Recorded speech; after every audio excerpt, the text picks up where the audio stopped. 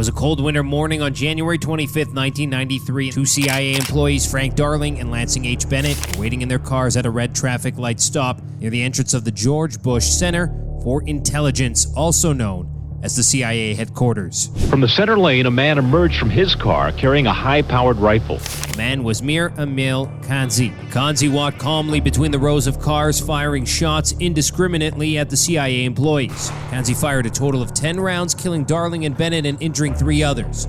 After the shooting, Kansi climbed back into his car and drove to a nearby park, waiting for his escape plan to be set in motion.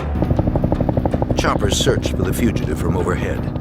After 90 minutes of waiting, he realized that no one was actively pursuing him and drove back to his Reston apartment.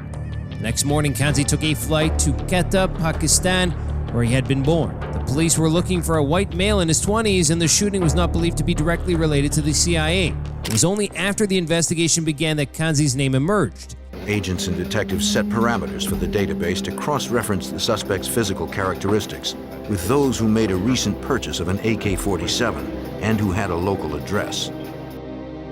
The CIA headquarters shooting shocked the nation and sparked a massive manhunt for Kansi, who was now on the FBI's 10 most wanted fugitives list. The FBI and the CIA joined forces to track down Kansi, who had fled to the country and was hiding in Pakistan. The search for Kansi lasted for 4 years, during which time he remained elusive, moving from one hiding place to another.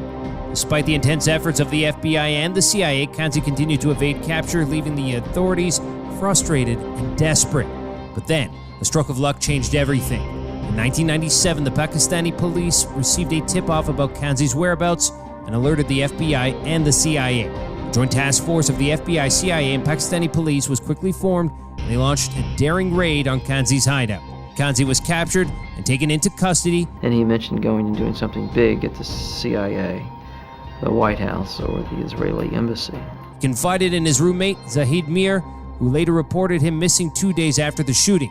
Mir told the police that Kansi had left with all his belongings and had not returned. He was brought back to the United States to stand trial, and he was found guilty of capital and first-degree murder. He was sentenced to death, and in 2002 he was executed.